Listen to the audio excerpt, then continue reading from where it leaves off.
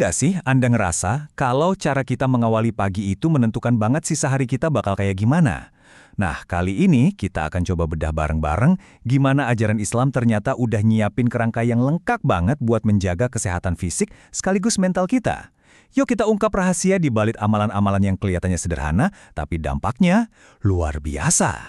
Kita mulai dari kalimat yang pasti udah nggak asing lagi, yang kita dengar setiap fajar. Sholat itu lebih baik dari tidur.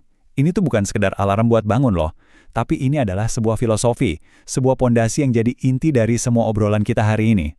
Sebuah ajakan buat memilih sesuatu yang jauh lebih berharga daripada sekedar istirahat. Oke, pertama-tama kita fokus ke sholat subuh. Anggap aja ini kayak pilar utama, fondasi spiritual dan fisik yang kita tanam di awal hari. Soalnya, waktu fajar itu nyimpen kekuatan yang luar biasa. Dan kita bakal lihat kenapa momen ini benar-benar spesial, baik dari kacamata agama maupun kesehatan. Tapi jujur aja deh, kenapa ya sholat subuh ini rasanya paling berat? Kita harus perang melawan selimut, melawan kantuk yang luar biasa. Nah, justru disitulah letak keistimewaannya.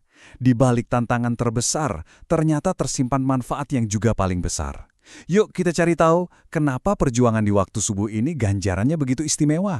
Coba deh kita bedah gerakannya. Berdiri, ruku, sujud, itu kan sebenarnya kayak olahraga pagi yang sempurna. Gerakan-gerakan ini secara langsung melancarkan sirkulasi darah kita, meregangkan otot-otot yang kaku habis tidur. Bahkan sujud, itu terbukti secara ilmiah bisa meningkatkan aliran darah yang kayak oksigen ke otak kita. Ini cara alami buat menyalakan mesin tubuh kita, menyetel ulang jam biologis, dan ngasih suntikan energi positif buat seharian. Dan ini bukan cuma soal fisik. Subuh itu ibarat tombol reset buat mental kita. Ini adalah momen hening buat diri kita sendiri, sebelum dunia mulai riuh dengan segala kesibukannya. Nah, ada satu golden time nih, yaitu waktu antara adzan dan iqomah. Mengisi waktu ini dengan berzikir, misalnya membaca subhanallah wa bihamdihi 100 kali, itu adalah cara terbaik buat memaksimalkan ketenangan ini. Jadi, kita udah atur mood positif sejak awal hari. Dan puncaknya, ya ini dia, sebuah janji spiritual. Hadis ini tuh menegaskan kalau dengan kita memulai hari dengan sholat subuh, kita secara otomatis menempatkan diri kita di bawah perlindungannya. Jadi ini bukan cuma soal memulai hari dengan sehat fisik dan mental, tapi juga dapat rasa aman secara spiritual. Luar biasa kan? Oke, sekarang coba kita geser ke ujung hari yang lain. Kalau subuh tadi itu ibarat pembuka hari yang penuh energi, nah ibadah malam ini adalah penutup yang menenangkan jiwa. Keduanya ini saling melengkapi, kayak penyeimbang yang sempurna dalam siklus harian kita. Disinilah kita ketemu sama yang namanya sholat tahajud. Ini bukan sholat wajib ya. Ini lebih kayak sebuah percakapan yang sangat personal, sangat intim dengan Sang Pencipta di tengah keheningan malam. Biasanya dilakukan di sepertiga malam terakhir, waktu di mana koneksi spiritual itu rasanya paling dekat dan paling intens.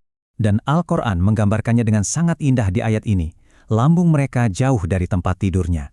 Kalimat ini menyoroti sebuah pengorbanan, meninggalkan nyamannya kasur untuk berdoa, yang didorong oleh rasa takut sekaligus penuh harap. Sebuah gambaran yang dalam banget tentang kekuatan iman. Manfaatnya? Wah, jangan ditanya. Ini efeknya berantai, dimulai dari pembersihan spiritual pribadi, jadi momen buat taubat dan ngencengin lagi hubungan sama Tuhan, sampai dampaknya itu nyebar keluar. Orang yang jiwanya tenang, biasanya kontrol emosinya lebih bagus. Hasilnya, hubungan sosial jadi lebih adem, lebih harmonis. Oke, jadi kita udah bahas subuh dan tahajud. Tapi pertanyaannya, apakah cuma sebatas itu? Tentu enggak. Sekarang kita coba perluas pandangan kita.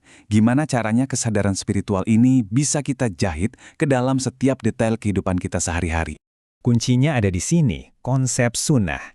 Ini bukan cuma soal ritual-ritual besar, tapi tentang mengubah hal-hal kecil dan sepele dalam hidup, dari cara kita makan, minum, sampai tidur, menjadi sebuah tindakan yang bernilai ibadah.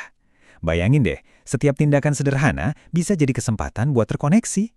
Contohnya gampang banget, dan ini bisa kita lakuin setiap hari. Membasuh tangan pas bangun tidur demi kebersihan. Tidur miring ke kanan, yang ternyata secara medis bagus buat jantung. Atau sesimpel mengucap bismillah sebelum makan, sebagai pengingat. Kebiasaan-kebiasaan kecil inilah yang mengubah rutinitas biasa jadi luar biasa bermakna. Nah, sekarang yuk kita sambungin semua benang merahnya. Kita lihat gambaran besarnya, gimana sebuah kehidupan yang seimbang dan sehat itu terbentuk, di mana setiap tindakan, mau besar atau kecil, semuanya punya arti. Di sini kita bisa lihat hubungan yang keren banget antara ibadah formal sama tindakan harian. Gini deh analoginya, kalau wudhu itu ibarat bersih-bersih fisik sebelum kita sholat, nah sunah-sunah harian itu kayak bersih-bersih batin yang kita lakukan sepanjang hari. Keduanya ini saling melengkapi. Kisah sahabat Nabi, Bilal, nunjukin dedikasi ini dengan sempurna. Beliau itu punya kebiasaan sederhana tapi powerful. Setiap kali selesai berwudu, beliau langsung lanjut dengan sholat. Ini menciptakan sebuah siklus kebaikan yang nggak putus-putus. Satu perbuatan baik langsung nyambung ke perbuatan baik berikutnya.